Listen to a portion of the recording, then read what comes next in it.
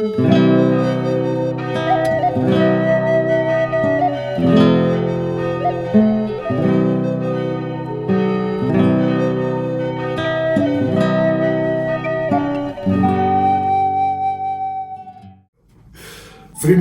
baie welkom en hallo van my Marco af.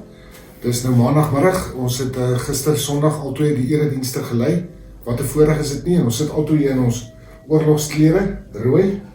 En die doel is om vir julle net 'n kort opsomming van wat die Here op my en sy hart uit dieselfde teks in dieselfde boek net te gee, sodat julle dit saam met die preeknotas dan kan luister. So Marco, val jy sommer in by die deur in die huis? Ja, wat is 'n lekker teks. Ons het gelees uit Habakuk. Ons is nou besig met 'n reeks met die klein profete. En so dit 'n pragtige teks en so relevant vir vandag. En bloot om dit al kort op te som, Habakuk se basis Job in die sin dat hy vra die moeilike vraag, nê? Ja. En anders as ander profete praat regtig met God. Ja. En hy vra, "Here, hoekom gebeur slegte goed met goeie mense?" Ja. En dan gaan hy nou op 'n geloofsreis wat ons nou in 3 hoofstukke eintlik 'n pragtige beeld wat hy gebruik om dit vir ons mooi te verduidelik. Ja, wat mooi is, Marco, wat ek toe gevind het, is die woordjie lamenteer, lamentasie, wat van lamenta afkom, van Latyn, wat baie dan is soos Job en klaagliedere van Jeremias. En dit is pragtig dat die lamenteringsproses vat jou deur 3 stappe, en dis ook hoe die boek ingedeel is. En hy begin met 'n worsteling om met God in gesprek te tree. Ja, vers 12 sê hy, hoe lang moet ek nog kla? Ja, Klaaglied. Hy's kwaad. So, hy doen 2 belangrike goed in hierdie ding, wat ek dink in die tyd waarin ons nou is, wat ons ook moet doen. Hy erken die werklikheid, hy ontken dit nie, hy underplay dit nie, downplay dit nie. Hy sê, ons ou wêreld is weg, hierdie nuwe wêreld is verskriklik. Ja. En ek dink in die tyd waarin ons leef, moet ons rou oor die verlies van ons ou wêreld. Ons kon reis, ons kon gaan, ons kon koop, ons kon doen. Ons kan nie nou nie. En dit help mense ignoreer dit. Ja, ek dink daar's 'n stukkie eerlikheid ook, né? Dis Wat hy net voor God voorlê. Ek dink hoeveel keer bid mens, en as jy nie regtig eerlik met die gevoelens wat jy het nie. Dis die tweede Om punt. dit op die tafel te Dis om sit. jou gevoelens eerlik aan te spreek. Ja. Ek's kwaad, ek's teleurgesteld, ek's ontstel. Want hy sê vir die Here. En dan as die Here sê maar wou jou Habakuk, ek het 'n plan en ek gaan die Galdeërs gebruik. Dan raak hy eers kwaad. Ja. Dan sê hy, "Wat? Tipe is jy van jou kop af? Jy kan hulle mos nie gebruik nie, hulle is ons vyand." So daar's so 'n rou stuk eerlikheid. En ek het groot geword en ek het dit in die eerste diens gesê met 'n ouma en 'n oupa wat vir my gesê het, ek mag nie God bevraagteken nie. Ek mag nie met God verskil nie. Ja. En ek kom agter dat lamentering is Bybels. Ja. Ons moet met God. En ek dink net as wat ons besef, want buiten die boek klaagliedere, het ek ook gesê maar 'n derde van die psalms is klaagliedere. Ja. 50 van 150 psalms is klaagliedere. En jy nou dink van Jesus wat 183 vrae kry? O ja, dit is net volgende deel van die gesprek eintlik. Wat ons ook opgetel het is, Jesus het 183 vrae gekry. Dit as jy nou gaan lees en gaan optel, 183. En van die 183 het hy net 3 van die vrae het hy reguit geantwoord. Ja. Vir al die ander vertel gelykenisse of hy stories, of hy antwoord dit met nog 'n vraag.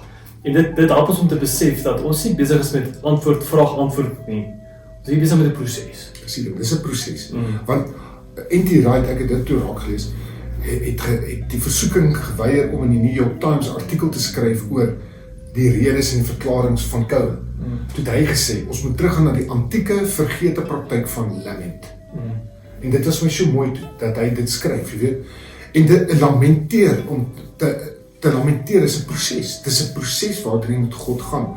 Want die eerste stap is dan nou praat met God. Wees eerlik, erken die situasie en dan tweedens bly stil en luister. Dis eintlik amper half meer sien. Want in hierdie stil wees van hom, tel God hom amper half op en gee hom 'n hele nuwe perspektief. En dan gebeur iets ongeloofliks binne in hom. Want dis die 3de hoofstuk, sluit met 'n hele ander trant af as wat 1 begin. En dit was hierdie proses van wat God met hom besig was om te doen. En dan kom ons nou by die kernwoord wat eintlik die hele ding saamvat. Ja. Is nou in hoofstuk 3 van vers 17 af, ja. Is die woordjie nogtans. Nee. En daai ek het gaan kyk, die woordjie key is alsou. Hy begin met alsou die vyeboom, alsou die olyfoes, alsou die druiwe, alsou die beeste, alsou die kleinvee, blablabla. En in vandag se tyd jy kon vertaal, alsou daar nie meer 'n ekonomie wees nie, alsou daar nie meer besigheid gedoen kan word nie, alsou ons nie meer kan reis nie, alsou ons nie meer kan uitvoer nie. Alsou ons nie meer werk het nie, alsou ons kan skool toe gaan nie, verstaan jy? Is al daai alsou goed. Sê daai woordjie kies sê eintlik sedert. En as iets sedert is, dan is dit. So eintlik staan daar al is. So dis nie, want sou beteken dit gaan nog in die toekoms gebeur. En daarom is dit maklik om sê ja, as iets in die toekoms sou gebeur, sal ek maklik dan nogtans. Ja. Maar eintlik was daai goed klaar in sy werk. En hy jubel en juig in daai omstandighede. Al is daar nie dit. Ja, so ons 'n bietjie stil in die woordjie nogtans, want daai eerste stuk staan daar en sê al gebeur hier slegte goed. Al is dit besig om nou te gebeur. Al staan ek in Nogtans sal ek in die Here jubel. Sal ek juig vir God my redder. En ek en hy toe nou kreatief gewees. Ons is kreatief, die TANZ, tans, is dan nou eintlik Duits vir dans. En ons het verlede week met Savanja gesê, dis hoe God na ons kyk. Hy dans oor ons van opgewondenheid, maar hy dans ook met ons in 'n verhouding. En dit is my amazing dat Habakuk nou afsluit met dieselfde kyk na God, dat hy in verwondering is oor hierdie God, vir wie hy eers kwaad was, en nou met hom wil dans, deur gehoorsaam en getrou na die proses. Ja. So ek weet nie, ek het gedink baie keer as jy 'n kind verloor, 'n man, 'n vrou, as jy dalk siek is, jou werk, is dit 'n egskeiding, dis 'n geloofskrisis, gaan luister na die preke, en gaan lees dit, want mag God met jou op 'n reis gaan, deur die proses waar jy deur die stappe gaan, om op die einde ook soos Habakuk, want dit werk, dit gebeur, te kom om te sê, al het alles in my lewe skeef geloop. Vandag is ek in die Here dankbaar en jubel. So, dit was ons boodskap. Dis hy. Nou ja, daar het ons klaar gepraat oor Sondag wat verby is. Nou praat ek met jou oor Sondag wat kom. En dis nou baie belangrik. Want Sondag wat kom verskil nou van die vorige 3 Sondae. Eerskomende Sondag het ons nagmaal en daarom het ons besluit ons gaan weer net een erediens hê, 9:00 die oggend. Ons gaan dit vir almal uitstuur en op al ons platforms bemark. Ons het nie 'n 8:00 en 'n 10:00 diens nie. Ons het Sondagoggend 9:00 'n diens. So dit sou beteken dat jy jou plekkie vinnig moet bespreek om Sondag plek te kan hê, sodat ons nie meer as 250 wees nie.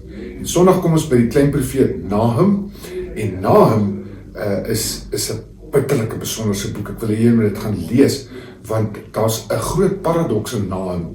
Nahum sê, sy grootste troos en bemoediging, en dis wat sy naam beteken, lê in die oordeel en die wraak en die straf van God. So, kom ek piek jou mind bietjie hierby, om te dink, hoe kom hierdie twee goed by mekaar uit? Lekker week en sien jou Sondagoggend 9:00 as die Here wil.